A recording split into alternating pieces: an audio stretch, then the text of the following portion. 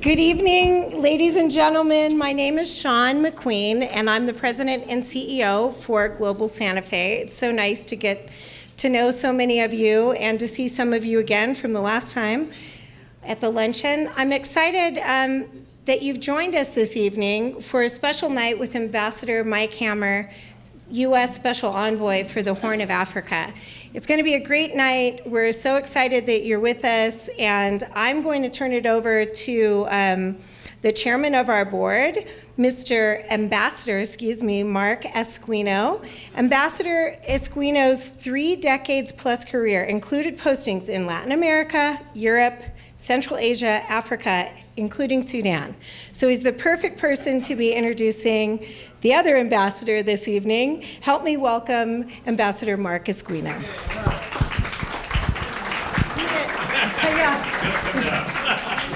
That was risky. I'm going to give you that. Thanks.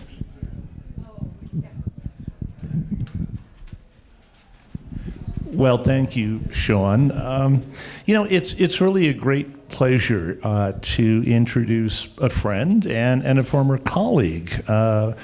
Ambassador Hammer was named as the Special Envoy for the Horn of Africa back in June of 2022. And we were chatting earlier, so you were almost a year in this job. Prior to that, he was the U.S. Ambassador to the Democratic Republic of Congo from 2018 to 2022. And he also served as the U.S. Ambassador in Santiago, Chile, from 2014 to 2016. Mike had a really illustrious career in Washington. He was the Assistant Secretary of State for Public Affairs in 2012, 2013. And he also spent time working in the White House. He was a special assistant to the president, and he was National Security Council spokesperson. Ambassador Hammer holds a bachelor degree from Georgetown University's School of Foreign Service, and he has an MA from Tufts University from the Fletcher School of Law and Diplomacy. And on top of that, he has another master degree from the National Defense University. Ambassador Hammer and I, before the pandemic, both attended a couple of really fascinating security symposia in Albuquerque. We were both speakers. So I'm very much aware of his knowledge of national security, of course, connected with his time at the National Security Council. I did spend 2 years in Sudan. I know the complexity, the challenges of that part of the world, and those have only increased in the last several years. So it is with great pleasure again, Mike, to see you and to welcome you. Thank you. Good evening. It's great to be here in Santa Fe and at Global Santa Fe, and thank you very, very much for inviting me to come and speak. I need to thank Sean and Jim Falk, who's not here this evening. He had some knee issues to take care of, but he did a lot of the legwork, get it, to set this up. And of course, my colleague and friend, Ambassador Mark and his wife. I'm delighted that all of you could come, but I wouldn't even be here if it weren't for my partner, who's going to endure this lecture, and she's sitting all the way in the back, Margaret, through over 3 decades of service. And considerable sacrifice. We met at that graduate program at the Fletcher School, and she would have been a far better diplomat for Iceland than I've been for the United States. But she gave that up with one condition. She said, "You better make it." So I'm still trying. I'm still trying and working as hard as I can to represent the United States, hopefully well, overseas, and making sure your tax dollars are being put to good use. And that's why, really, I find it really important. We don't do enough of it in Washington at the State Department, is to get out and talk to audiences like yourselves who are interested in foreign policy, who are interested in world affairs, and who want to see and make sure that the United States is making solid contributions towards making the world a better place, which is really why those of us that joined the Foreign Service, like Mark, myself, others, many who are in the Santa Fe area, join, which is to try to make things a little bit better,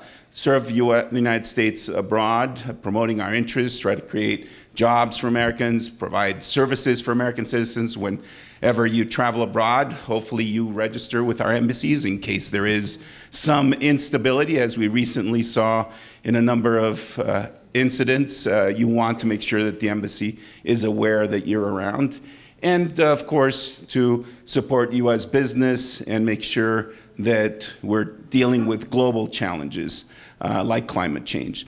So this evening, thanks to James, who's going to help me with the slides, we'll be talking about mostly my area of responsibility, I hope, although I'm sure you'll have questions. I'm used to taking questions. That doesn't mean I will answer it, but I'll do my best to at least address issues that are of interest to you.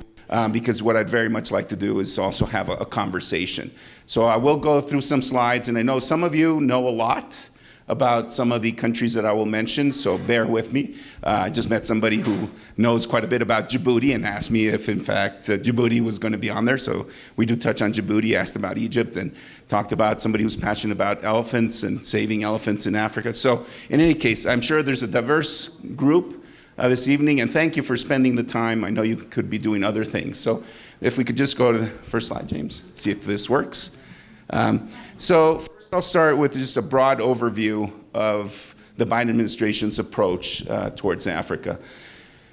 We probably don't pay enough attention to what is a rising continent, and certainly in this century, we can expect more and more from Africa in terms of what it can contribute to stability and security and prosperity around the world.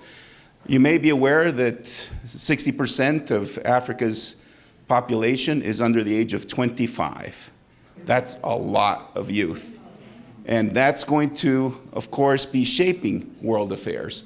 You know, what we're looking for is, of course, to deepen that engagement. President Biden and Vice President Harris are very committed to our partnerships on the continent. In fact, Vice President Harris was there earlier this year, and the president is expected to travel to Africa later this fall. The president, in one of his first engagements with the continent at the African Union Summit in February of 2021, committed to be partners, that the United States would partner as equals with our African friends to try to advance what the Africans themselves call African solutions to African problems. We are not there to solve their problems. We're there to partner and help them as they look to solve issues of mutual concern. Finally, you should be aware that the president hosted almost 50 African leaders this past December. President Obama had done so back in 2012, the first African Leader Summit, and so continuing in that tradition, we brought all these leaders to Washington to have in-depth discussions. Now, next slide. Last August, the National Security Council, a place where I used to work, put out a national security strategy focused on Africa with some basic components that guide our foreign policy towards the region. We want to grow our partnership, as I mentioned previously, deliver on democratic and security dividends, foster openness in open societies, advance pandemic recovery and economic opportunity, and support conservation, climate adaptation, and a just energy transition. What I have discovered, and it will be quite apparent, I think, and obvious to you, and I'm sure Mark would share the same perspective after decades of serving abroad, we as people anywhere and everywhere have the same ambitions and aspirations for ourselves and for our children. What do I mean by that? We all want to live in peace and security. We all want to have an opportunity for employment. We want there to be an opportunity for education for our children. We want to live healthy lives. And that is the core of what you see in these pillars of what we're trying to do as the United States as we engage on the continent in Africa. We're now going to transition towards, next slide, the region that I'll be talking about this evening. So the Horn of Africa, and there are different ways that others may define it. The most inclusive is those 8 countries that you see in yellow. It's very important because of the important waterways with the Red Sea, the Gulf of Aden, the Indian Ocean, and the Nile. About 12% of the world's merchant commerce goes through this area. So it's through what you see, those waterways. And it's a crossroad between the Middle East and Africa. And anything that happens in the Horn of Africa will also have migratory effects that go into Europe. And so at the beginning of the Biden administration, they decided to establish this position, a special envoy for the Horn of Africa. We've had special envoys before. We were talking with Mark for Sudan specifically, because it always seems to be a country in crisis. But the Biden administration decided to make it broader to cover the countries of the Horn. Now, my specific mandate was very focused on Ethiopia, but I'll touch on some of the other countries, and again, in the Q&A and the discussion, maybe we'll dive deeper into some of them. Next slide. Again, here you have a rough sense of some of the key issues that we deal with in the Horn. If you're looking at stability, that is the major concern. When I started my job in June of last year, the focus was to try to bring peace to northern Ethiopia, and I'll talk quite a bit about that. Not for a second did I imagine that 10 months later, we would actually have relative peace in Ethiopia, only to look next door and Sudan is near collapse in a tragic war. Things were trending well in Sudan until about April, and then things fell apart, and we can talk about that. But that's the nature of the challenges in that region, that things may be progressing well and then can quickly fall apart. You have issues of terrorism. You've probably heard about Al-Shabaab, an Islamic terrorist group in Somalia, and the importance that it is to make sure that they don't take root so they can never threaten the homeland of the United States.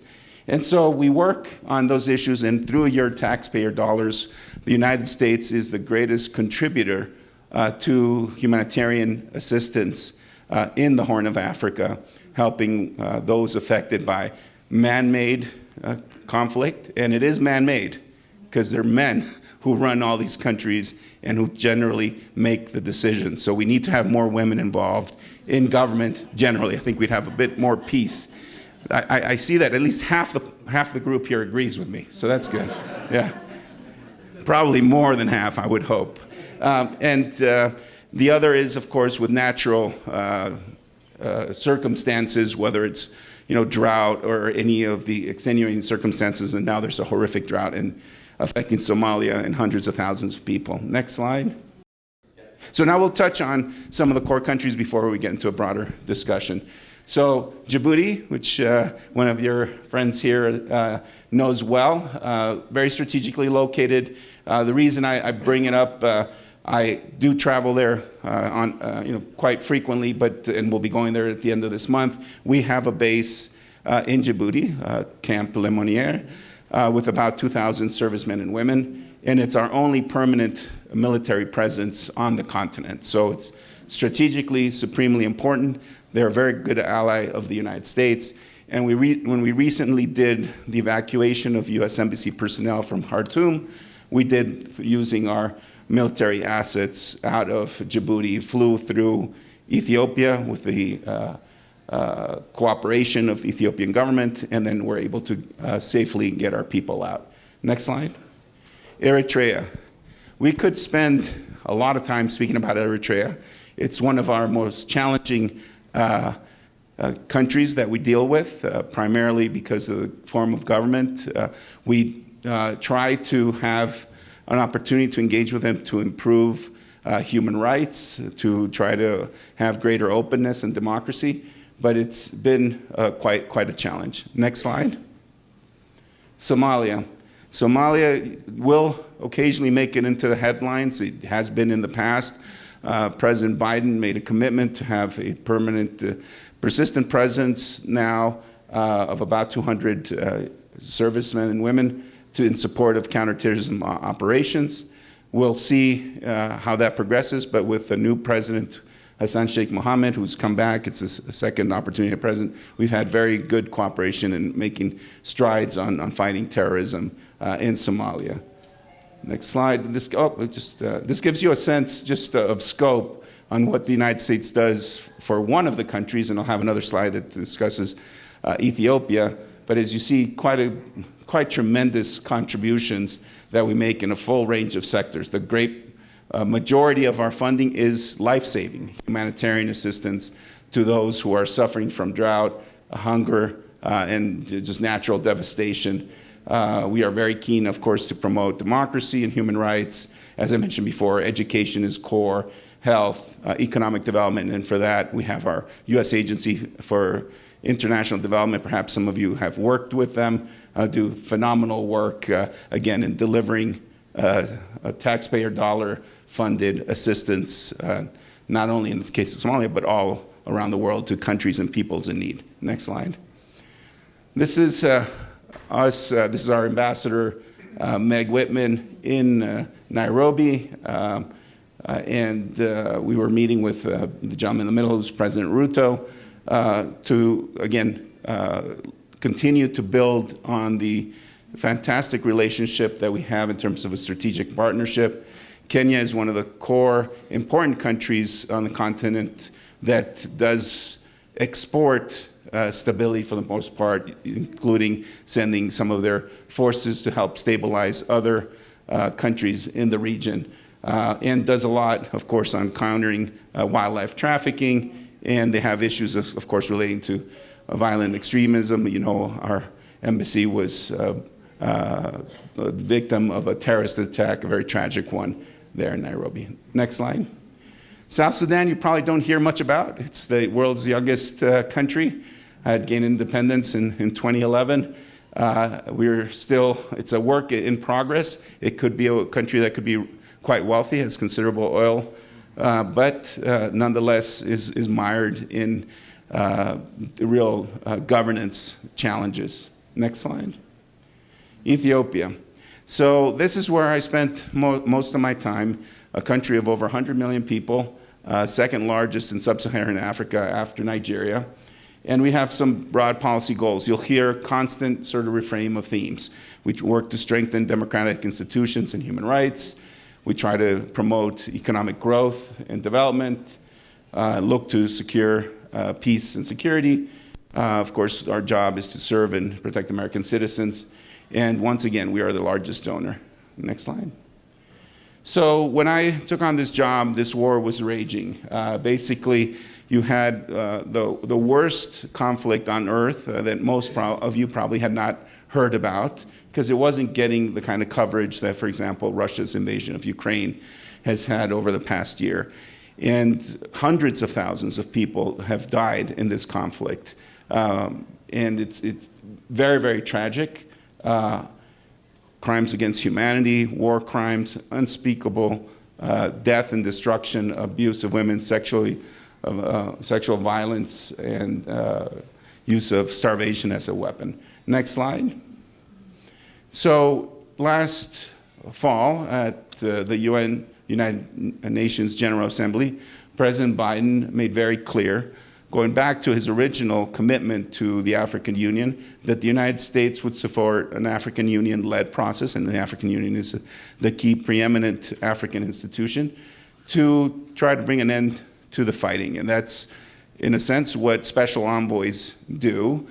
We don't have them for all issues. We have a general State Department led by the Secretary of State with multiple levels, and our assistant secretaries, in this case for Africa, Mali Fee, they run our Africa policy. But when there are issues that are demanding of further attention, they recruit others to hopefully be able to make a difference. And in this case, I'm pleased and proud to say we have made a difference. Next slide. So we, as the United States, were supporting the African Union as it put together its efforts to try to bring peace to northern Ethiopia. We worked with the African Union to engage, as you saw in the picture, Kenya. And Kenya participated, in fact, hosted follow-on talks after this agreement was reached in Pretoria. We worked with South Africa for them to be hosts to these discussions. And we had former President of Nigeria, Obasanjo, who was leading a wise group of former senior leaders of Africa to help with these talks. After a 10-day period in Pretoria, we were able to succeed in getting this cessation of hostilities agreement, basically a ceasefire. As you may well know, those of you that are versed in international affairs, most ceasefires fail. And the real work begins once it's put into place, once the parties have agreed. I'm glad to say that here we are almost 7 months in, and it is holding. What happened within the first 48 to 72 hours was the fighting stopped, the killing stopped. We were able to resume delivery of humanitarian assistance to those who had been suffering tremendously from the war. We were able to work, again, with the government and the local authorities to restore basic services like electricity, water, banking. As Americans, we are so privileged to just have these services and not think much about them. But I remember the first few times I went to Mekele, which is the capital of Tigray, and you take out your phone and you might as well use it as a paperweight because it didn't connect to anything.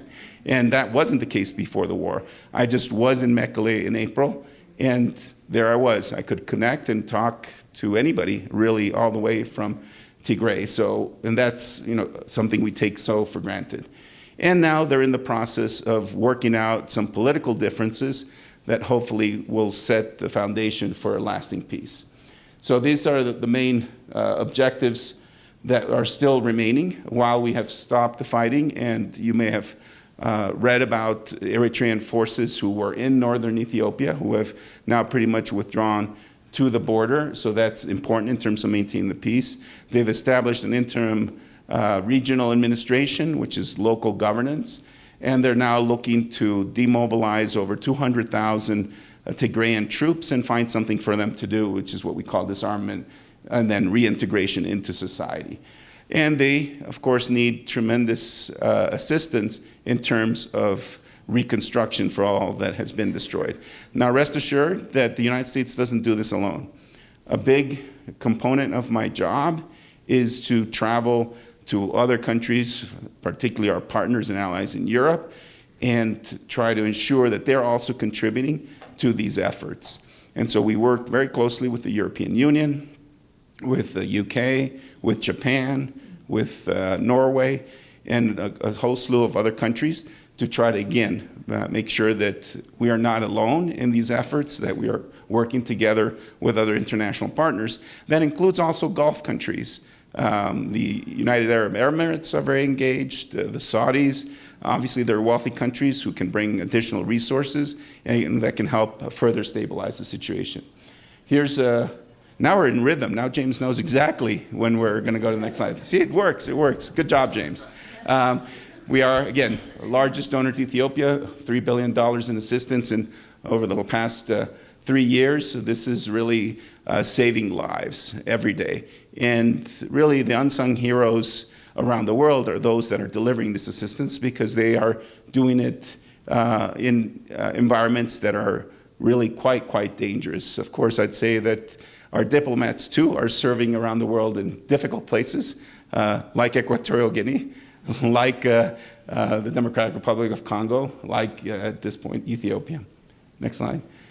Here are some of the challenges going forward for Ethiopia. One thing that, as many of us know Ethiopian food, we don't think about how diverse Ethiopia is in terms of all the different ethnic groups that exist, and that the cradle of civilization. You've probably heard about Lucy, the not oldest human, as it turns out, because when I was there was a younger woman who was also recovered, who's in the same museum. But Lucy, who was discovered, is, again, the thought that we all originate from Ethiopia, basically. Next slide, we're basically done. Now, I wanted to just spend a minute or two talking about one of the other major issues, which is in my portfolio, the things that we work on, and that's the Grand Ethiopian Renaissance Dam. And I was asked if we would talk a little bit about Egypt tonight. Well, that does touch on Egypt. While you look at it in the map, it's counterintuitive, but in fact, Ethiopia is the highland, and then the downstream countries are Sudan and Egypt. And for Egypt, as you probably know, the Nile is its identity. It's also its source of water, and any disruption to that source of water is an existential threat. So when a dam gets built, and here you can see the geography a little bit from Ethiopia, and this is where the dam is. You see it flows down towards Khartoum and then all the way down the Nile towards Cairo. And so one of the things we try to do, again, through an African Union led process, is to support diplomatic efforts to address issues relating to the dam and its management through peaceful means to avoid war. So I'll leave you with this final thought before we turn to questions. I don't know how well versed you are in knowing how much of the federal budget goes into diplomacy, but it is 1%. 1%. If you think about how much money we can save by effective diplomacy in terms of avoiding war, and how many lives are putting our men and women in uniform into harm's way, how much better we could do with more resources that enable our diplomats to be everywhere they need to be. We are always stretched, it seems. And so while we invest heavily in our defense, which is critically important, and in our military, I would urge and suggest that investing in diplomacy can have tremendous positive dividends for us in the United States and certainly around the world.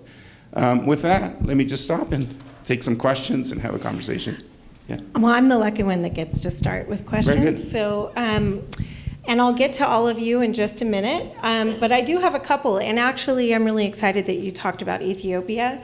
I've been following a story, and I don't know if the United States has a position or not, but it's about the state-sponsored exportation of women from Ethiopia to Saudi Arabia as domestic workers.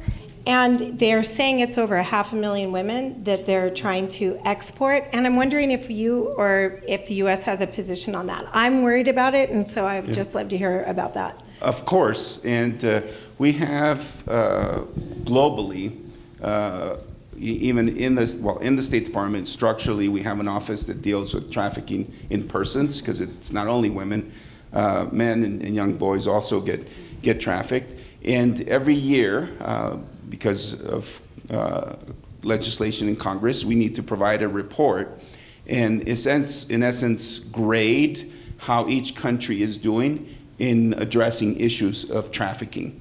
And so this is one of the issues of concern, of course, in Ethiopia, and one of the issues that our embassies everywhere, in every country, we have to do a report, even on Iceland, and just countries where you might not think you would need to. My wife is originally from Iceland, that's why I'm picking on her a little bit. But it's so critically important, and you're passionate and feel strongly about it.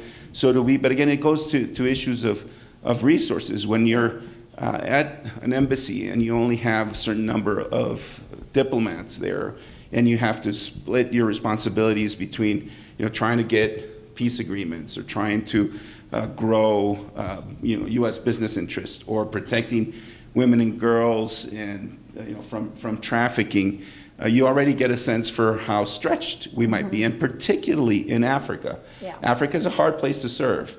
The comforts of life are more challenging. Yeah. Disease. When we were in the DRC, there were not one, not two, not three, but 4 Ebola outbreaks. Yeah. That's kind of freaky. Yeah. Now, fortunately, and again, this goes to the effectiveness of our diplomacy, the Ebola never made it out of the DRC because we had been investing in capacity building with the Congolese, and because we were working with them to attack the virus, the outbreak at its source in the country where it's happening.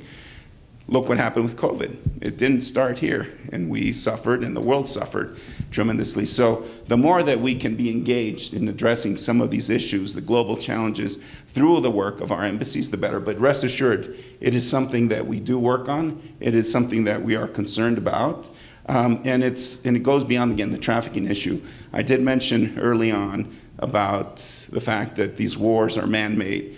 And I think we've come to recognize, certainly in the recent past, and even in the United States, we can do better, that when you empower women and girls, when you are able to bring them into all elements of society, you're going to have more peaceful and better, more prosperous societies. And so it is something that we invest in.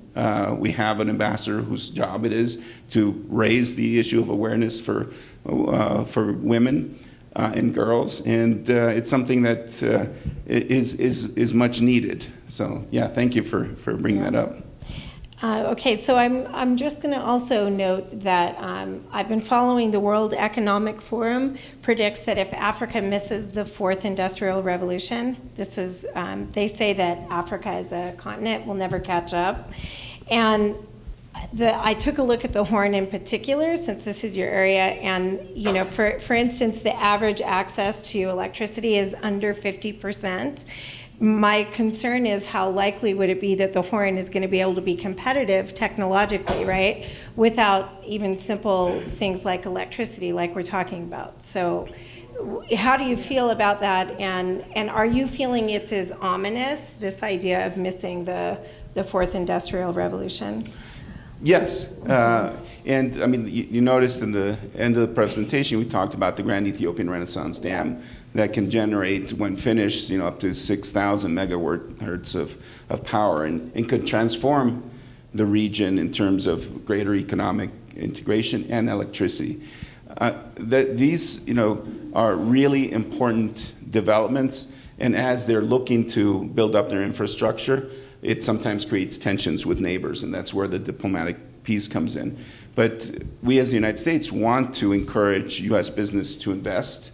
However, because of corruption, which is something we haven't talked much about, and instability, our companies decide to invest elsewhere. Yeah. But yes, our future is tied to the future of Africa, even in Santa Fe.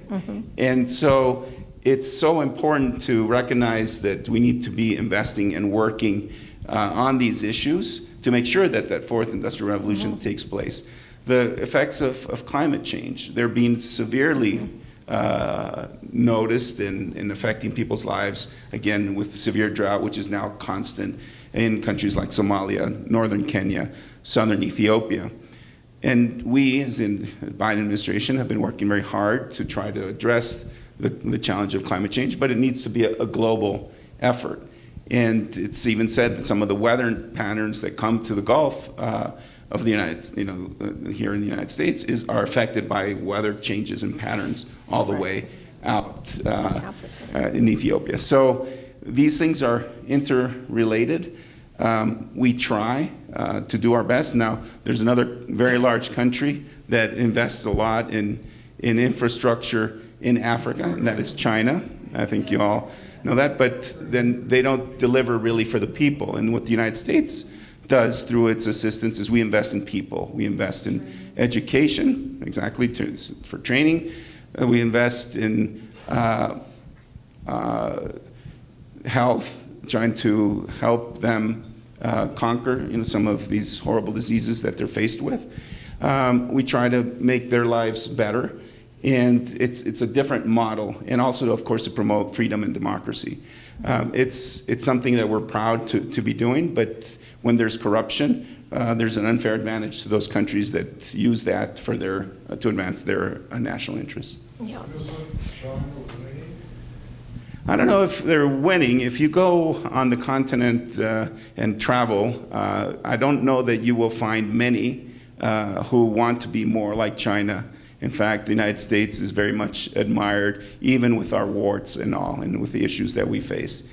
And so we need to compete, and we need to be present, and we are. And that's the focus of the Biden administration on Africa reflects that, to have more of our senior leaders traveling to the continent, inviting Africans to come to the United States, the work that our embassies do, because what we can provide is much more attractive, and in fact, to the populations. The issues that we have is when there are leaders of these countries who can personally benefit from contracts with China, that makes it extremely difficult to compete. But we are out there competing. I'm not worried. I think that we, as the United States, if we're focused and put the effort forward as we are, that we'll be just fine. And again, I had this similar experience when I was ambassador in Chile, where China was the largest investor, and yet most Chileans were looking to partnerships with the United States. And so we're a really good product, and we should be very proud, but we need to, again, keep up our efforts and not just turn a blind eye, because others will then look to take advantage of it. Thank you. James, do you mind running the microphone? How about right over here?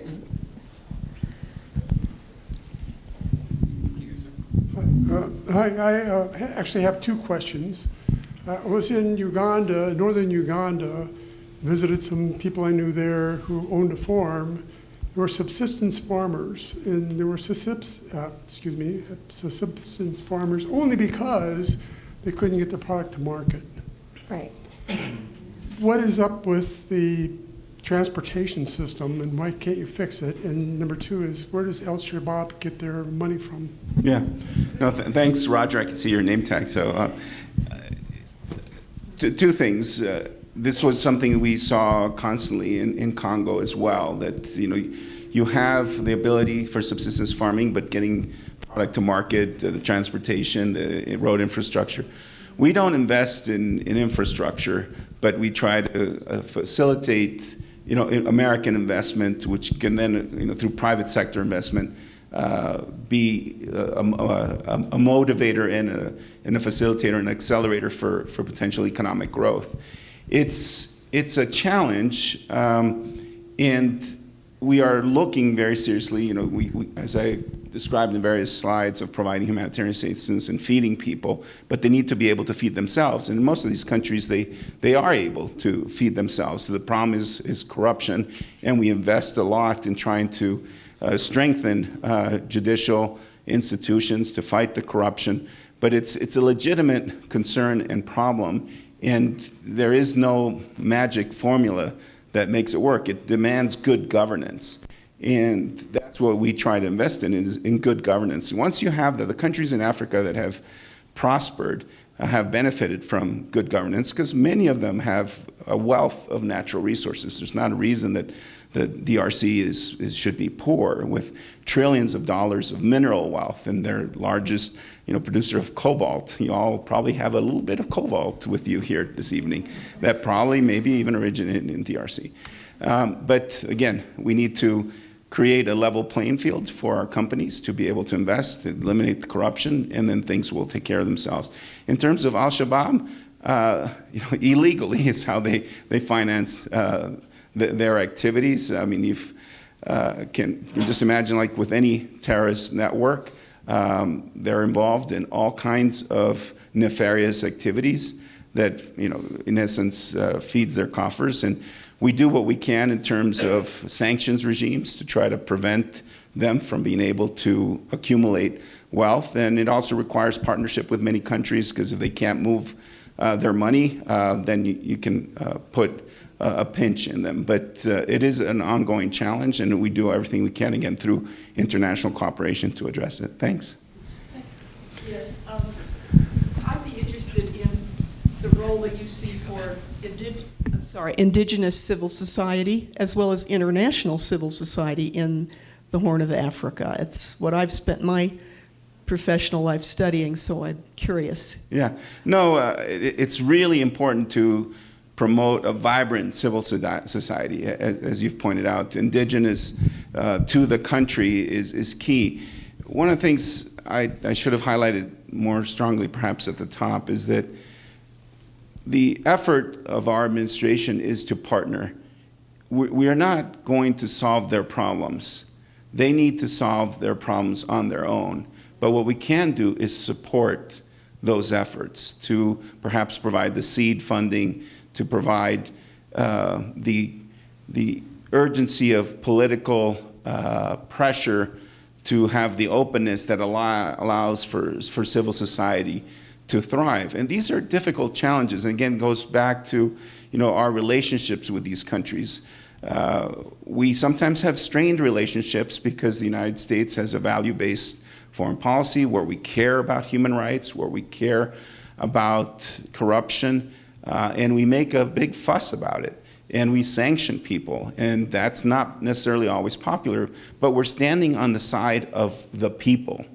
And that over the long term is critically important as these societies hopefully develop and they make their own choices through democracy. They're going to be bound to want to have good and better relationships with countries like the United States that's working for opportunity than those other countries that are looking to exploit them. But yes, it is an important priority, and in every country that I've served, it's something that we've worked to try to advance. Mr. Ambassador, this is excellent. Thank you so much. Thanks. And I loved your last comment before you took questions, and I paraphrase it, that diplomacy is our first line of defense. And I don't think we should ever forget that. My question really is, you touched on it very briefly, how big is the Chinese presence in the Horn of Africa? If you would care to address that. Yeah, no, they are certainly present. They have a base in Djibouti, for example. They have invested and brought a lot of debt to countries like Ethiopia.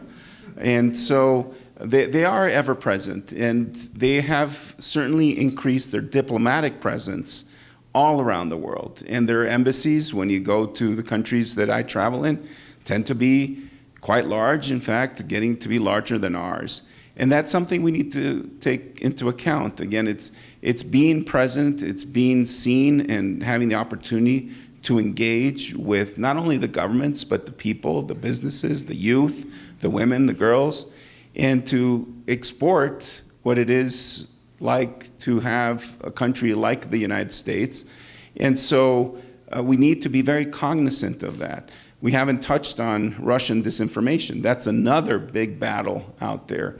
In today's environment, when you can basically create facts or push out lies, it's a very difficult environment for our embassies and ambassadors, but we have to be very aggressive out there telling the truth and making the record clear. And again, if individuals in these countries are exposed to the truth and then are able to make choices, they're going to tend to choose a partnership with countries like the United States, Western democracies, rather than others.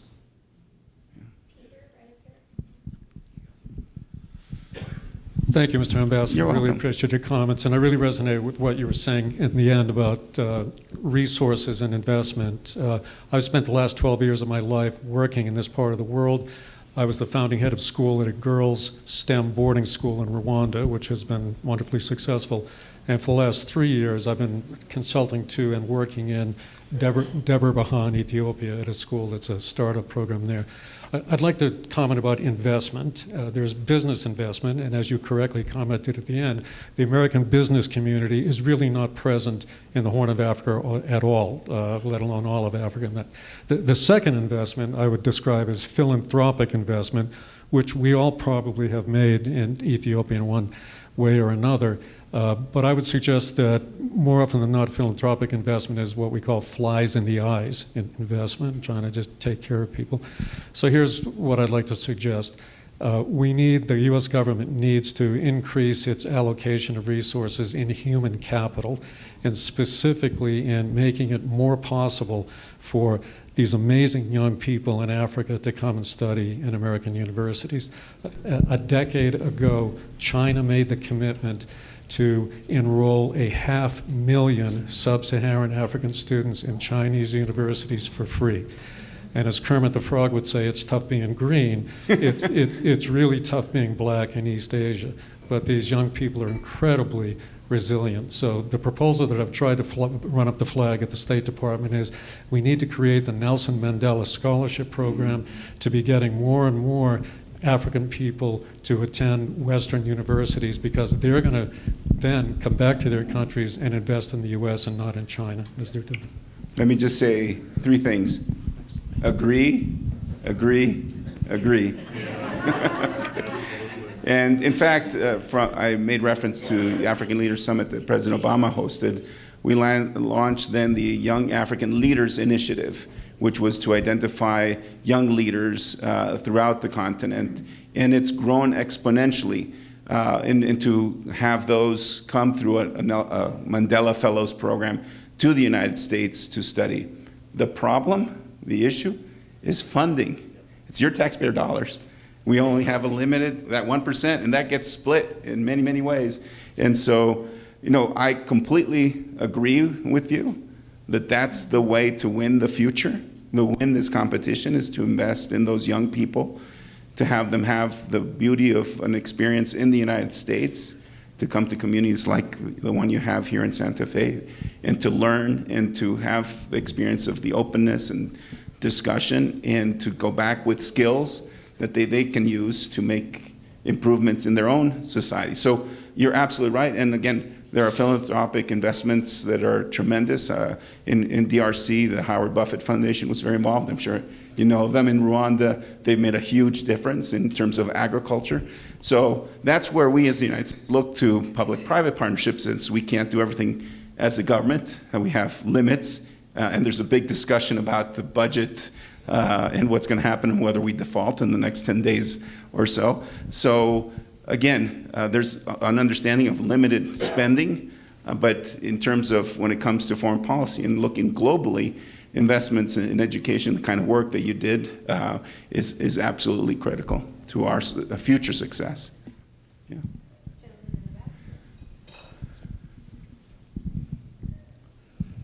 Given the needs in Africa, given the interests of China globally, given the generally accepted notion that cooperating is more effective than battling, can you talk a little about policy and practice of the American government vis-a-vis China in any particular place? I mean, it just seems like to speak about them as adversaries sort of sounds too much like the US Congress and Democrats and Republicans, rather than talking about, well, we try to work with them. Do you? Yeah, well, a fair question. I mean, certainly this administration understands the nature of the competition with China, a rising power that is extending its influence and looking to undermine the rules-based order that the United States and a number of other Western countries have helped establish, that make things possible for there to be legal investment and for there to be better development from our perspective. But we also recognize that we can't take on challenges like climate change without cooperation from the Chinese.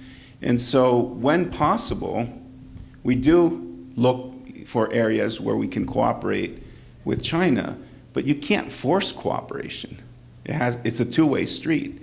And so we can maintain an open door in thinking of possibilities where we might be able to work with the Chinese to advance a common interest.